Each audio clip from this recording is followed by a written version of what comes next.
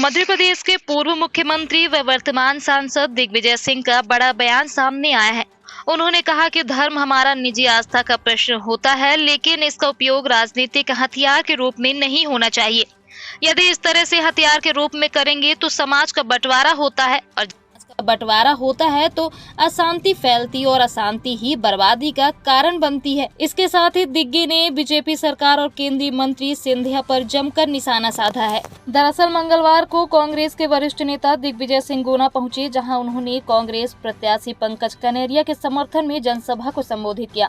इस दौरान उन्होंने कांग्रेस कार्यकर्ताओं को संपर्क, संवाद, समन्वय और सामंजस्य का मंत्र दिया। उन्होंने कहा कि माधव राव के साथ मिलकर गुना जिले में NFL गैल पाइपलाइन लाए थे। जिले में सिर्फ 22 विधायक सिंधिया के समर्थन में थे, इसलिए मुख्यमंत्री नहीं बनाया जा सकता था। पूर्व सीएम ने कहा कि ज्योतिरादित्य सिंधिया को सरकार गिराने के लिए कभी माफ नहीं करेंगे। व्यापम की जांच शुरू हो गई थी, इसलिए हड़बड़ाकर शिवराज ने सरकार गिरवाई। 25 से 50 करोड़ में विधायक खरीदकर सरकार बनाई। 15 महीने छोड़कर पिछले 5 साल में जितना भ्रष्टाचार देखा है, उम्मीद नहीं थी। दिग्विजय ने कहा कि कांग्रेस कार्यकाल में टोल नीति लाए, जिससे सड़क सुधरी, बिजली संयंत्रों में बिजली मिल रही। इतने समय के कार्यकाल में मुझ पर किसी ने भ्रष्टाचार का आरोप नहीं लगाया। जिसने लगाया उन पर मैंने मुकदमा दायर किया।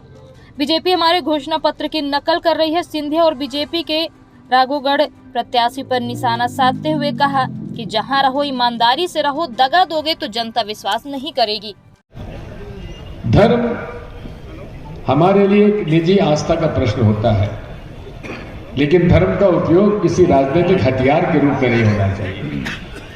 यदि इस तरह से हथियार के रूप में करेंगे तो समाज का बंटवारा होता है, और जब समाज का बंटवारा होता है तो समाज में अशांति फैलती है, और अशांति ही बर्बादी का कारण बनती है।